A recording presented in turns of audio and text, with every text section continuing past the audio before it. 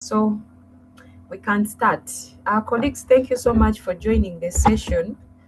Um, how correct me. How should I pronounce your name? How is it pronounced? I don't want to make mistakes. So it's K. K. Yes. Okay. So today we are having a session with Kay from Britannica Education. She's going to take us through our new product. Remember, we communicated that we've brought on board Britannica Academic.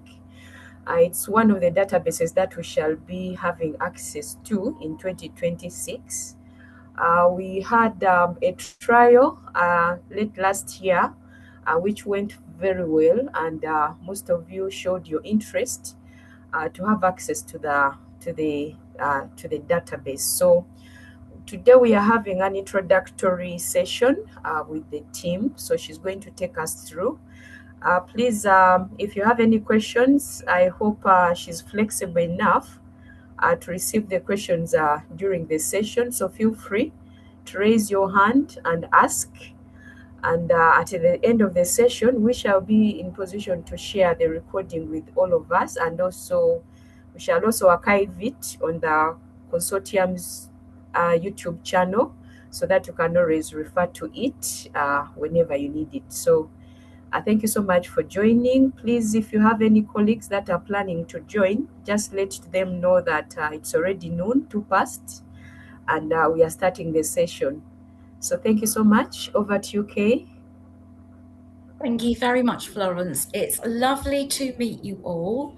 And just to introduce myself, my name is Kay Phillips, and I'm part of the customer support team. Now, Luke, who some of you may have met, is not available today. He's in Brighton with a Britannica work trip. And so he's asked me to connect with you and run through an introduction to your new Britannica academic platform. So we're absolutely thrilled to have you on board. And I've recently been supporting a group of universities in Zimbabwe, and they are having the best time exploring academic as a reliable, self-independent research platform. Just a little bit about myself. I've been at Britannica for 10 years now in various roles, and I very much enjoy my customer support role now. So there's a team of us that will be supporting Luke in supporting you through the whole of your subscription with us. And ideally, we will be aiming to do an independent research workshop for your students, but also more of these sessions for your individual universities where we can really dive into the academic platform. So I've got some screens that Luke asked me to share with you. And I'm hoping that you can see my screen telling you that Britannica Education, we are under the most trusted names in education. And the reason for that is we've been around for over 250 years, and we're still following that pledge of supplying only correct information to the educational world. So you can also see how we're a global company. We have over 150 million learners globally. We're in over 100 countries. And also the great thing is, and that's part of my role as well, is that 95% of our customers choose to renew and keep subscribing with us. And I think a lot of that is to do with the support that we give. So Britannica is web-based and portable. So that means when you put the link, which is academic.eb.com, into any internet browser, and then you'll just be asked for 2 lowercase passwords. Now, I've got the list of all the passwords that we can pass to Florence, who can then also make you aware. And you can see you've got Luke's details on there. I'm just covering for him today. But just to say, even if you have a smartphone like myself, Britannica will work on any device in any location with the link and the 2 lowercase credentials. So what I'm looking forward to showing you is the personalised learning tools and also the new AI. To just let you know about the personalised learning tools, we've got a list of them over here, but I'm also looking forward to showing you how they work on an actual live screen as well. So we will be able to look at the read aloud, the translate, being able to download everything offline, the double click dictionary.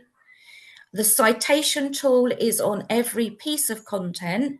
So that's really important that we get your students into good practices. And also the way that you can share and link and integrate content. You've also going to show you that you've got a direct access to 30,000 EBSCO journals. So on the homepage of Academic, we're going to see the direct link to those journals, and it means that all of your students and yourself can access those independently. Your Merriam-Webster dictionary is also on the homepage, so you've got the advantage of the dictionary and the thesaurus. And then you've got some supporting research tools. And probably the most popular of those is going to be your original sources here, where you've got a bank of 420,000 primary source documents.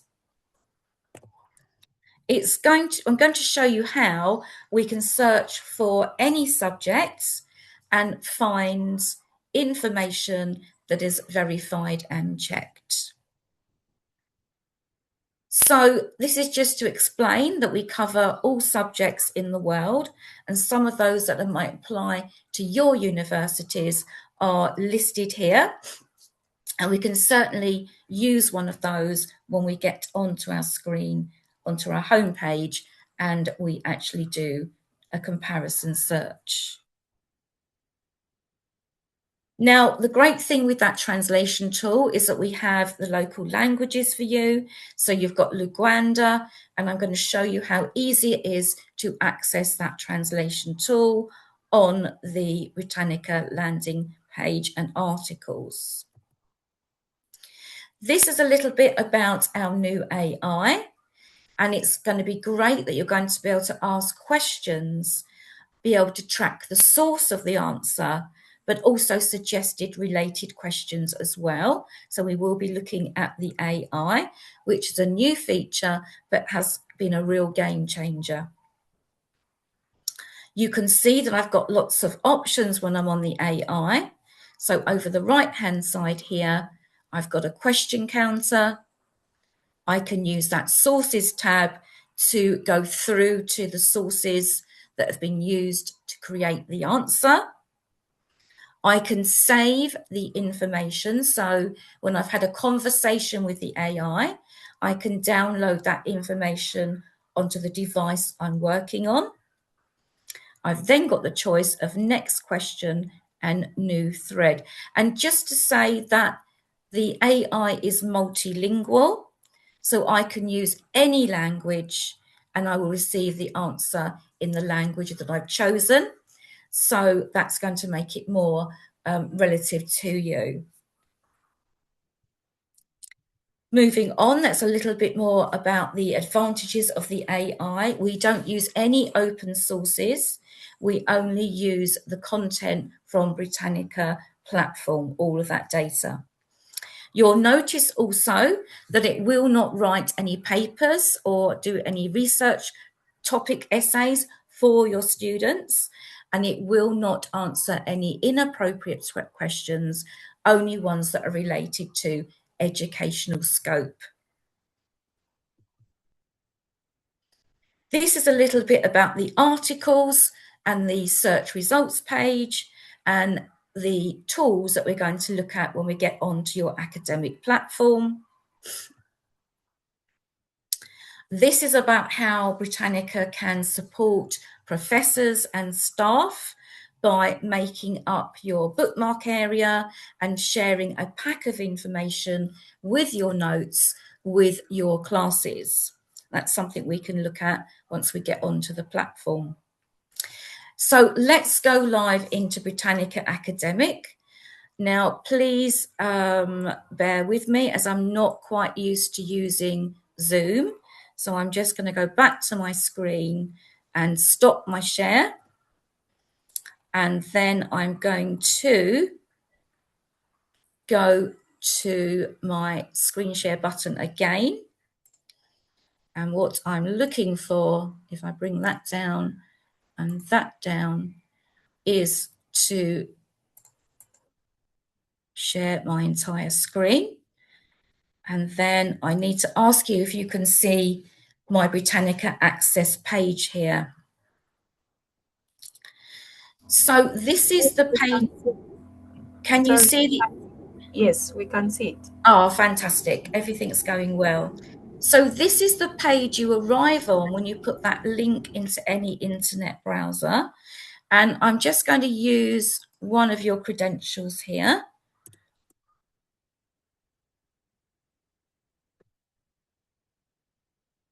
So I've got the initials of one of your universities, and then the passcode is simply safe search as one word, but I will send that sheet to Florence. When I press continue, I'm now on the Britannica landing page for academic. So I've got everything I need on this database to do my independent research. Here's my search bar where I can put any subject in the world in, but also here is my AI content. So I'd like to start by showing you that. Now, this is such a game changer because now I can put a question into that box.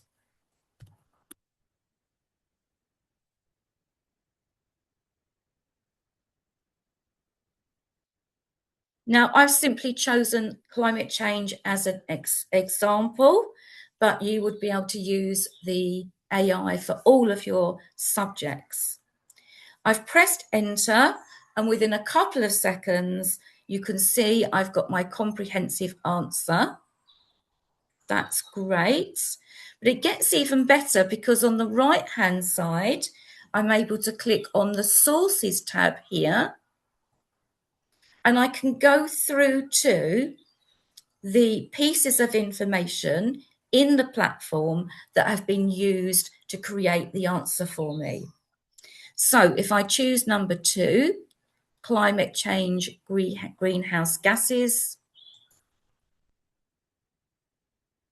that's going to take me to that part of the article that's been used to compile the answer in the AI. The great thing is I can now go to my toolbar on the top right-hand side and I can click on the Cite button. So if I wanted to cite that information from the AI, this is how I would do that. And I've got 4 different styles of citation to choose from. That's my important reference. Back to the AI here. The other things that I can do is I can choose to click on related questions. So this is going to be some questions that the AI is suggesting for me. Now, I really like that section because I might not have thought to actually expand my knowledge along those lines. And I can choose one of those questions. Number 3, how do natural factors influence climate change? There we go. That question, when I click on it, has gone into the question box. And then I receive the answer from the Britannica data. And I can check where that data's been sourced by clicking on the sources tab here. I also have a question counter, so it doesn't matter how many questions I ask, I'm not going to lose any previous information that I've received, because I can scroll back and forward on the questions. And then we have our save button. So when I've finished with my subjects and I want to come off the AI, I can use that save button to download the questions and answers onto the device that I'm working on. My other options would be next question. So I would ask a question on that same theme, or new thread, which I'm going to click on now. And then I'm going to ask a different subject. What is an atom? And press enter. And you can see that my clock counter has gone to 01. So that's our new AI. Does anybody have any questions at all for me that I can answer at this stage?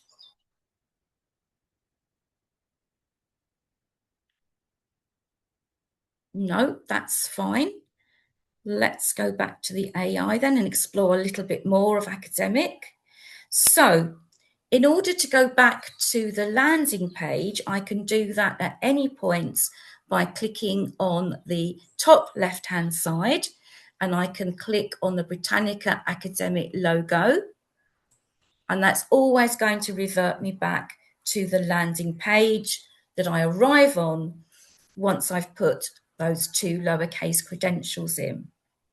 So let's pop a search into the search bar, because I'd like to show you, and let's go for computing as an example. I'd like to show you how we find information, but also those personalized learning tools. So I'm going to press enter. We come through to our search results page, and you'll see on the left-hand side, we've got some headings. So I've got everything that I need in order to complete my research. And just to explain the types of information, we have those amazing articles, the pieces of information put together by our global experts and editors. We have rights cleared images. We have educational videos. Under the More button, we have our educational partners. So we have our journal and EBSCO content here. We have our dictionary, web's best sites, so that's external websites that have been checked and cleared as authentic. And then we have a bank of primary sources, and in the same category, we have fiction and non-fiction ebooks. So it's up to me at this point to choose the type of information that I want to access. I want to take you into one of the articles. Now, we've got 640 of those articles, but I've also got a very helpful advanced search option here. So if I wanted to, on my topic or subject, I can use the filters to actually narrow down to a subtopic or a genre in my topic. Let's pop into one of the articles. And of course, I would normally be going down, exploring all of the pages. But as we're on an example demonstration, let's go into this one on computer science. So I'm simply going to click on the heading. So this is how all of the Britannica articles are presented. And I'm going to run through all of the tools on the articles, and then I'm going to pause and ask you if you have any feedback. Most important. Yes, sorry. Do we have a question? Yeah, there's a question in the chat. Let me read it. Happy is asking, I have a question with how to cite those responses that I get from the questions I ask from Britannica. Can you guide on this? Absolutely. So Thank you. just to check that you can still see my screen okay. Yeah, we Great. So top right hand side, I'm going to find my citation tool here. Was the question, Florence, about citing the answers from AI or citing the articles? citing answers that he gets from the AI. Yep, let me head back then to that landing page and let me go to the AI and show you. So here's my AI. Let me show you how easy it is to cite. We've asked what is an atom. In order to cite the answer, I would go to the sources here, and I would then go to the articles used to comprise the answer. So I'm going to click on atom. That's going to take you through to the article, and on the top right hand side, that's where you're going to find your citation tool with the 4 different styles of citation. So that is how, at the moment, you are able to cite the AI content by going through to the information used and using that citation tool. Does that answer your question for you? Yes, it does. Thank you very much. You're very welcome. Any other questions before we move on at all? Yeah, there is another.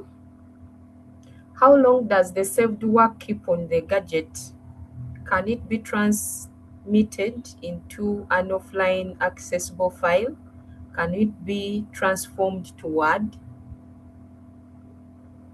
So when we want to download any of the information, we can download any of the information offline, but if we want to use Britannica Academic, we need to actually be connected to an internet.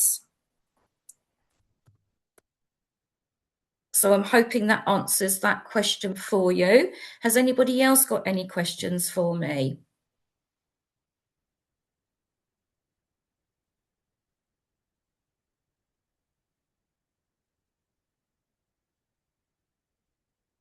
Any other questions at all? If not, shall we move on?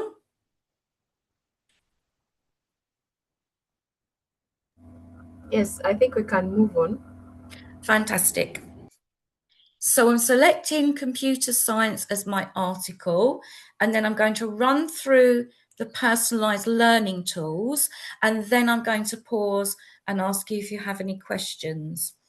So this is how all of the articles are formatted. So every single article, millions of them that you choose, are all going to be presented in this way. Most importantly, you have an article contributors link, because I understand at this level of education, it's important to know who has contributed to the information you're using.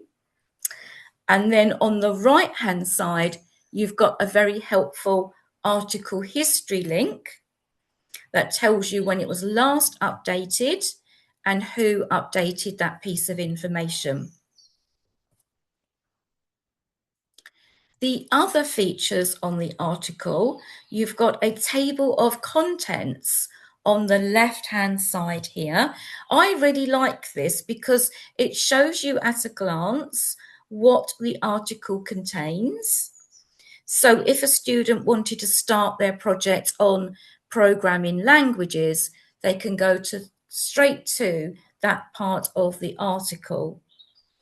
Also at the bottom, we've got additional reading suggestions as well, a way to expand my comprehension of the subject. Inside of the information, inside of the written text here, we have these amazing hyperlink words, and these are very important in order to build up your students' research skills. It's here that they're going to learn to make those important cross-curriculum connections. And they're all going to take a different path by using those hyperlinks through the safe Britannica content. I've also got a double click dictionary. So when I'm studying and I'm looking to absorb this information, if there's any words that I'm struggling over, and I might not know what interrelated means, I might be having a bad day, what I can do with Britannica is I can hover in the middle of the word, and then I can right double click with my mouse, and I can get to see the Merriam-Webster definition of that word. Now I can use the microphone here to have that word read out to me phonetically as well. So for any word, I can use that double click dictionary for better understanding. Now I'm going to explain the personalized learning tools on the right hand side.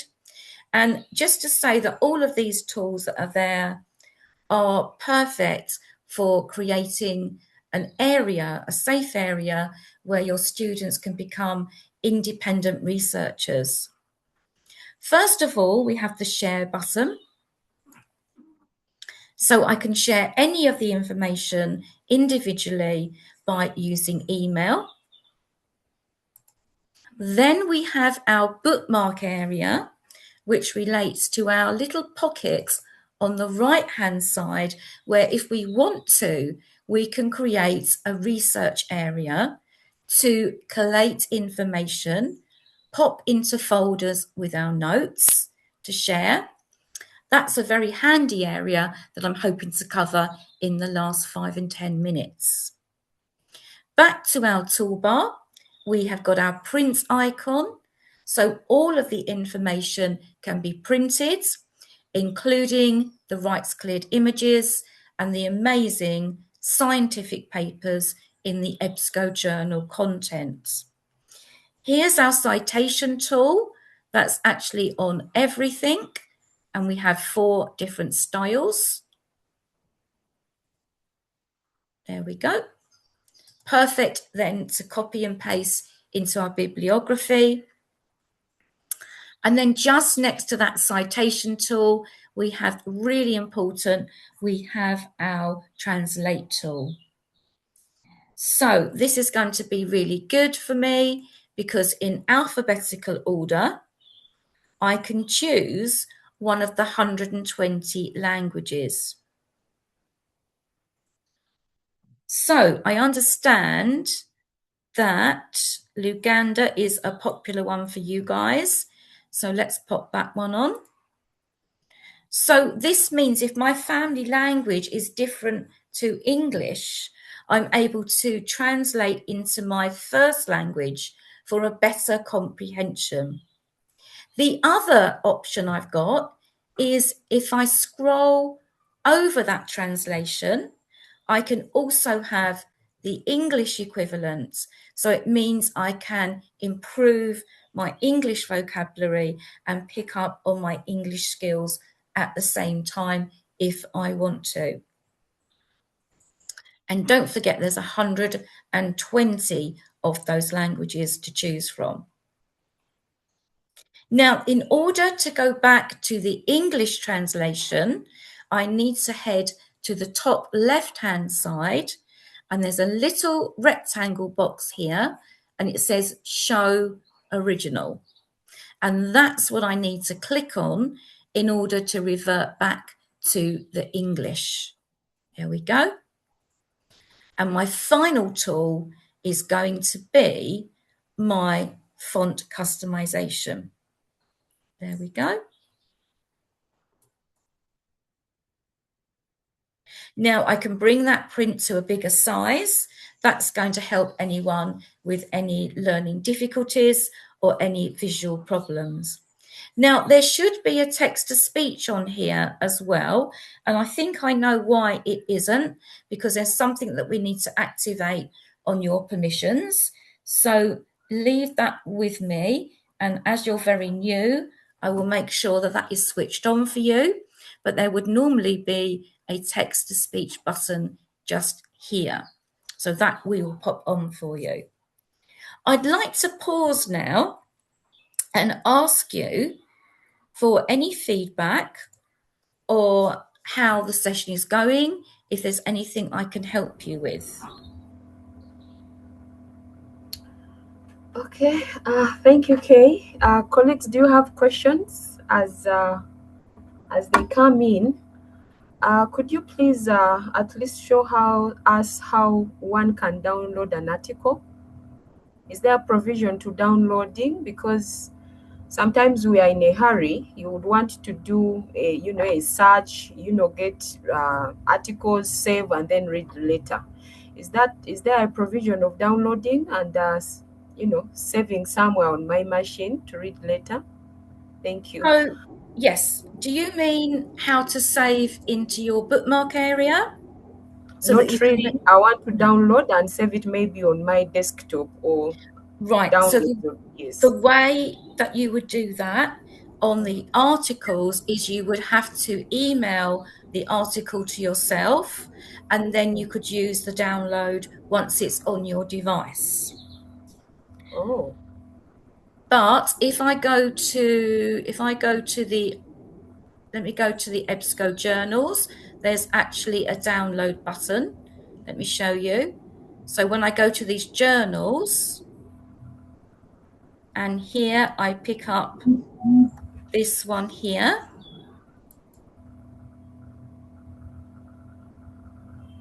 Let's see, it's going into the PDF. So I'm going to go into the PDF version of this journal.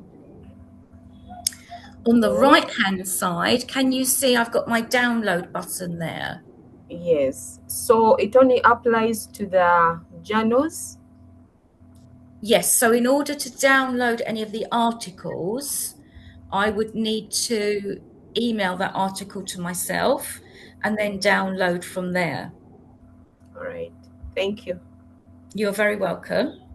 Yeah. Colleagues, if you have any questions, please, you can unmute and ask.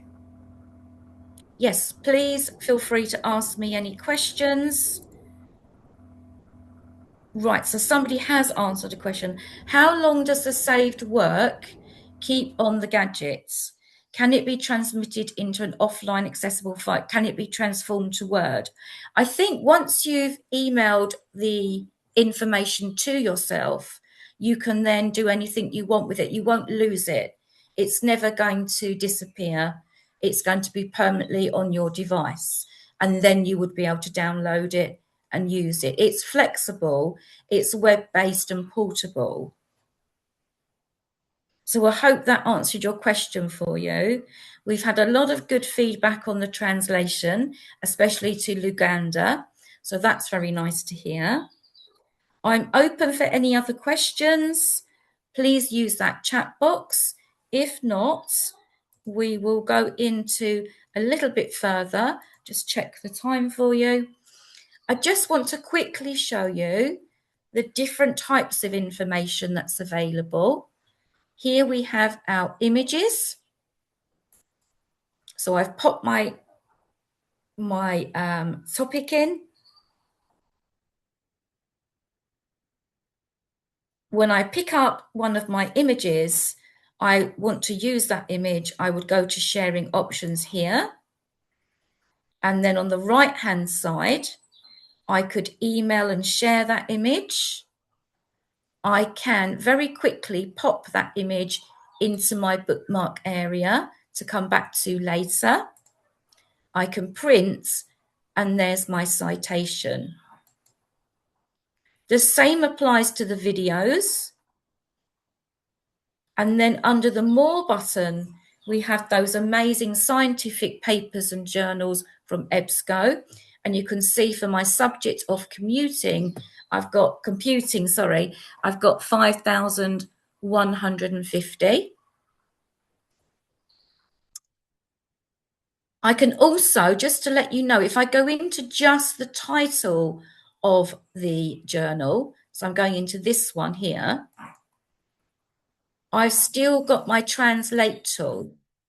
So I can still translate into Liguani using that translate tool. I'm in an EBSCO journal. But the other option is to go into the PDF version when I can easily then download that very quickly on the right-hand side. So that's an advantage with the journals, the fact that if you go into the title, you've still got that translate tool. We then have Web's Best Sites, so just quickly popping into those. These are external websites that have been cleared and checked by our team.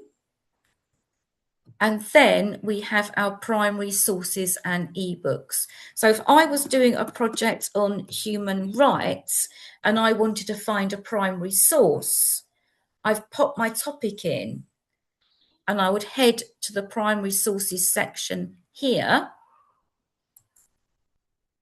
And then anything that starts with the word document is an original primary source, declaration or speech.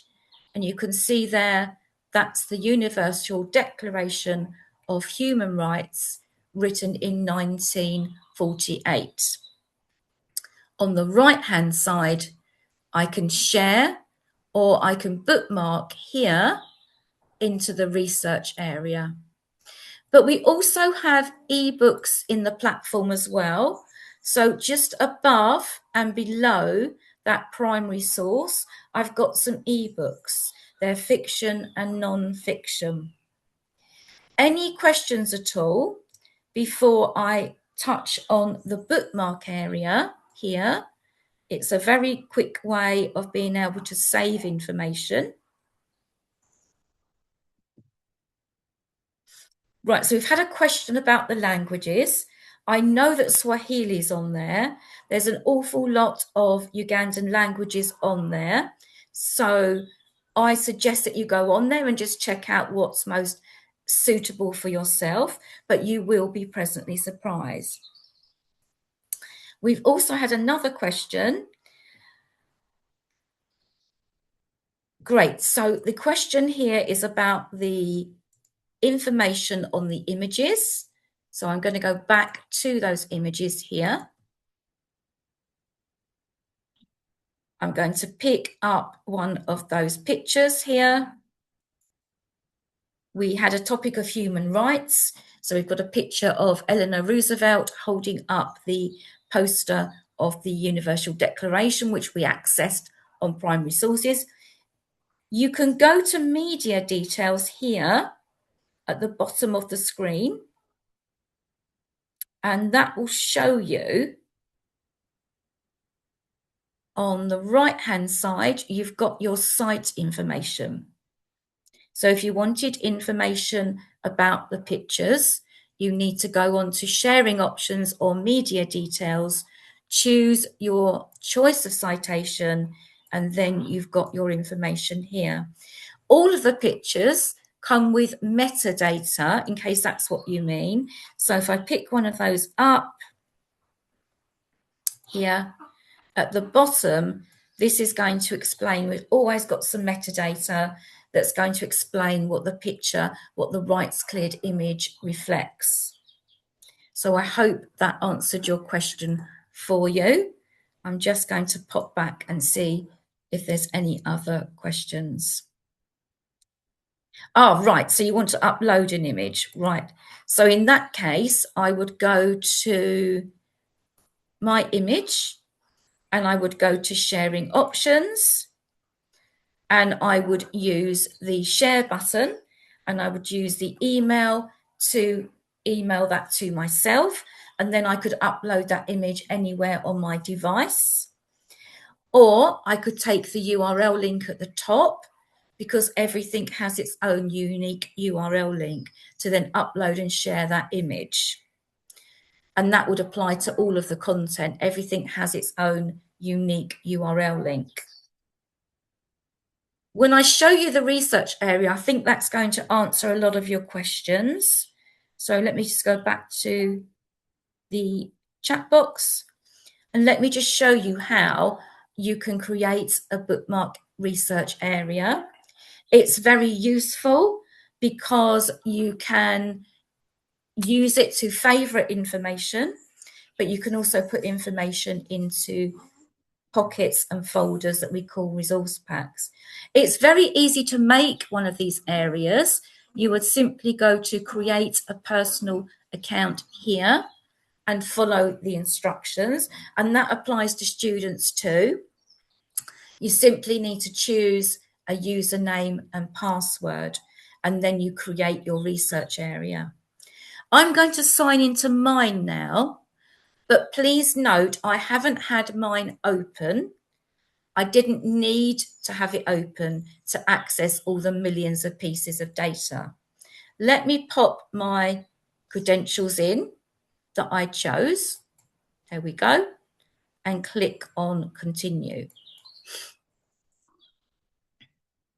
Actually, let's go into a teacher account. That might be more beneficial for you. So let's go to sign into my bookmark. Here we go. I do have a really good tutorial on just this area. So let's try. There we go. Let's go into my teacher one. So now when I head to that right-hand side, I've made myself a little pocket, and I've got the choice now to pop anything into favourites and then pop the favourites into folders called resource packs. Heading back to those articles, we've got a subject of human rights. It's very easy for me now to save the information very quickly by clicking on that star here.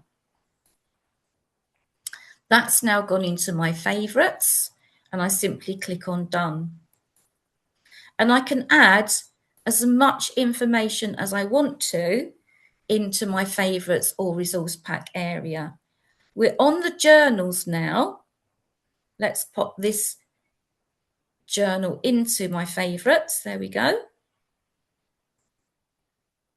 Let's head up to that research area and click on the favourites tab.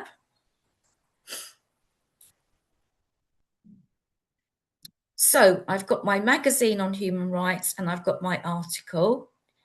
I might now want to put them both into a folder.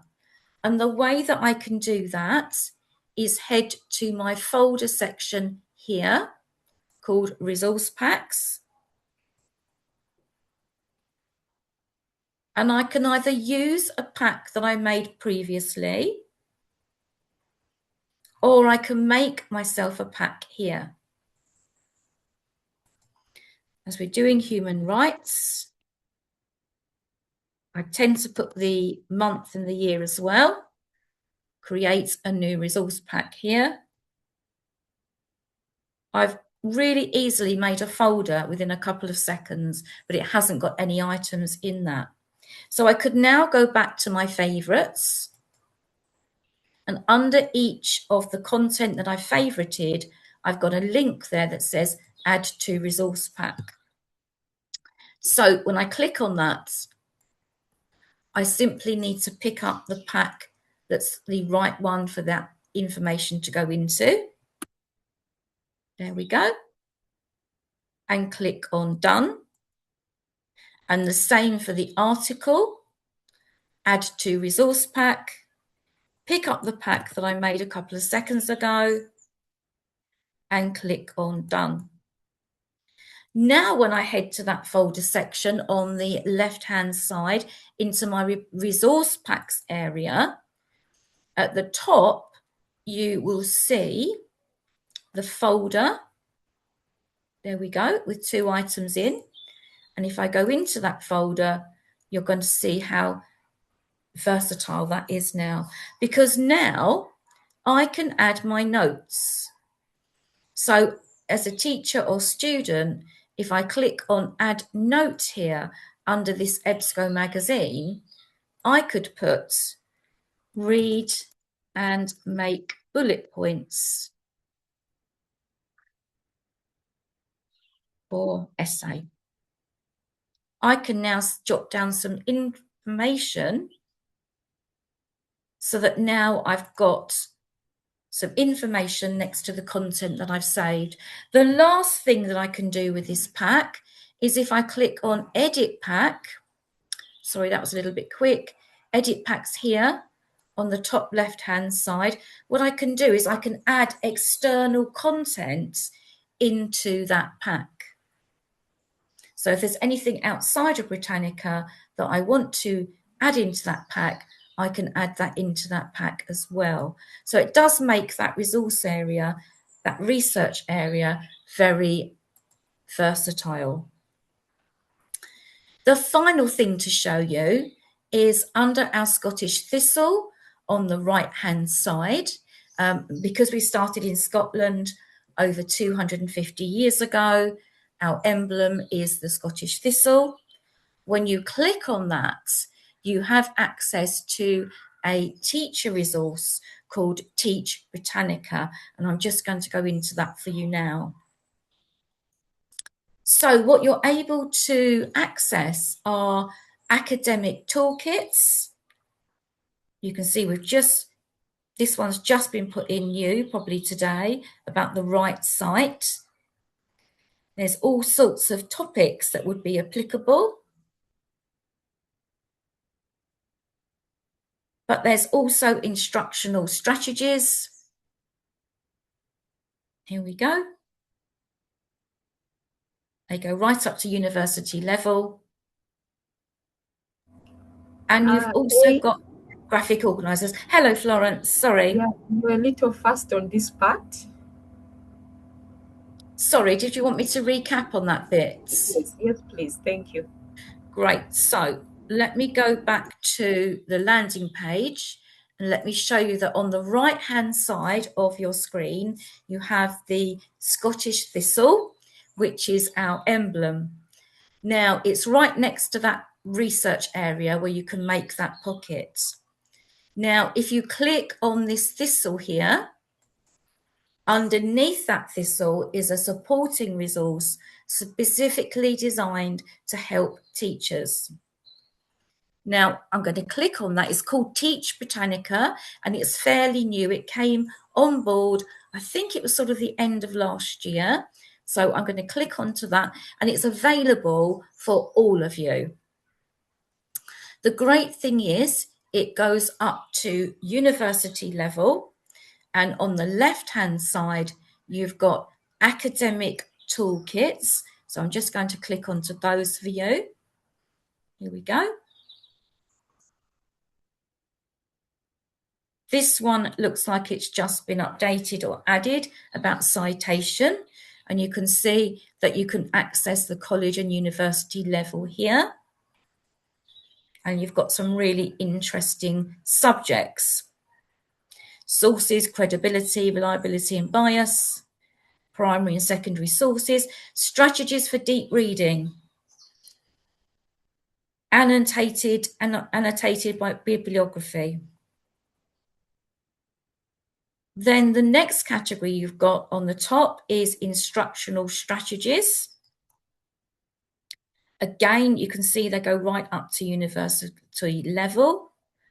So you've got various different categories: active reading through writing, analysing images, analysing political cartoons, build a summary,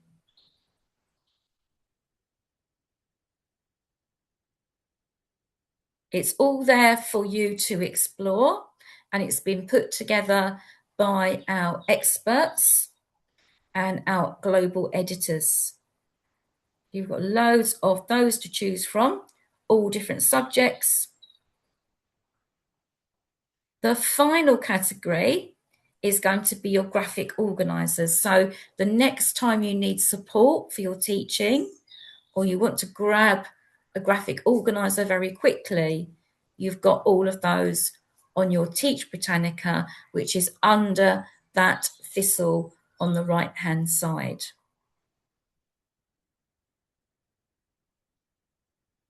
There we go, evaluating evidence, empathy map. There's a variety of amazing graphic organisers for you to pull off and use. So I just want to check in with you as we're near the end of the session and just check out those questions. So we've had a question about, does Britannica rely on the gadget storage space? Does it have a limit where I might be required to free some space on the gadget? So the answer to that is no. We don't have any restriction on space because it's web-based and portable. There's even in that research area, it's up to you how much information you want to add. There isn't any limits.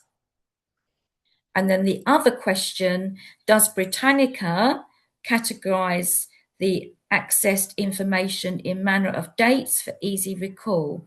So there's the answer to that question is yes, in the research area, let me show you, everything is in chronological order. So if I go into my favorites or my resource packs here, the latest one that I made is going to be at the top. So gradually it's going to build up a history of resource packs for me that I can go back to. The other answer to your question is if we go to the journals, we can sort them by date order, but actually for a Boolean search, let's try a different subject, atoms.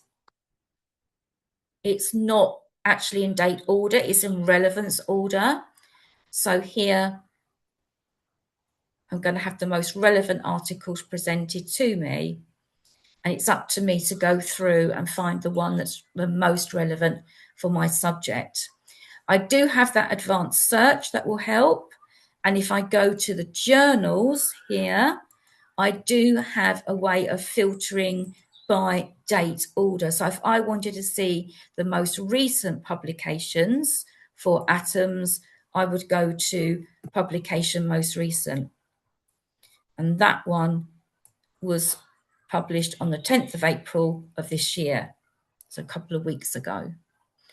So I hope that answers your question. Don't forget, we will be doing other sessions for you, hopefully individual. Oh, you're very welcome. So in the same way that we've supported the Zimbabwe universities, each of those universities have had their own staff session, and their own student workshop, and that's available to you as well. And that's something we will be organising with Luke. We are nearly at the end of our time. I hope that it's been helpful for you. Yeah, indeed. There's a lot I've discovered in today's session. I think we missed it during the trial. The Yes. bit of the bit on images, the bit on creating the resource packs. Yeah, and also looking at the journal bit, and because last time we failed to get the steps on how one can download, but I think today Yes. you've really brought it up well, so thank you for that. However, I have some few questions, like one or two, before we close. I know we've gone Yes, past that. absolutely. That's what I'm here for. Okay. One, is it possible to change the login credentials? Is there any provision an admin can do that? Yes. So I've got an authentication sheet that I can send over Okay. to you, and there's various ways that you can decide that you want to access. Mm, One of them is a single sign-on. mm, One of them is the IP address being connected. So if we connect your IP addresses, that will eliminate the need for any username or password inside of the university. So there are okay. easier methods. Let me send the authentication document to you. All right. Then, is it possible? Do you have any inbuilt reference management softwares that if I get my articles and Yeah. maybe I've looked at the references, they are really going to help me a lot? Is Mm. there a way I can extract this to maybe Mendeley or Zotero or EndNote? Is there a provision on that? Yes, I can certainly consult our IT people on that. Because everything's web-based and portable, that's not a problem. That would be able to be integrated quite All right. easily. Okay, okay. I think that's what I had. I don't know if there are any more questions, but glad you've been answering them as during the session, and I don't see any as for now. Okay, so We do have one question, Florence. It says, do I have the option of using a web importer for the other type of material I also can't download? Let me get back to you on that, because I'm sure that everything can be downloaded, and we'll get a better instruction from our IT person. So we can concentrate on that particular question for you. online. Okay. Okay, I think we are good to go. We shall always get back in case of any need. Absolutely, that's what we're here for. Let me know how you get on. Luke will Mm, be in touch, and also I'll be sending you a follow-up email, and we can address some of the questions that came up today as well. all right. Okay, thank you so much. We are Thank happy you. at least we've managed to, to work within the 45 minutes. Yes. So from me to you, we really do appreciate this session. Greetings to Luke. So Mm-hmm. tell him that we had a great one. Oh, Like fantastic. I mentioned earlier, the session has been recorded, so we shall be in position to share with their colleagues and also to archive Great. it. And for any other questions, then I'll get back to you. Otherwise, Absolutely. That's what we're here for. We'll speak yeah. to you soon, Florence. Okay. Thank Take you care, so much. everybody. Have a good day. Good day too. Bye-bye. Bye. Bye, everybody. Take care. Have a good day. Good day. Bye-bye. Bye-bye. Bye-bye. Take care. Thank you for listening. Welcome.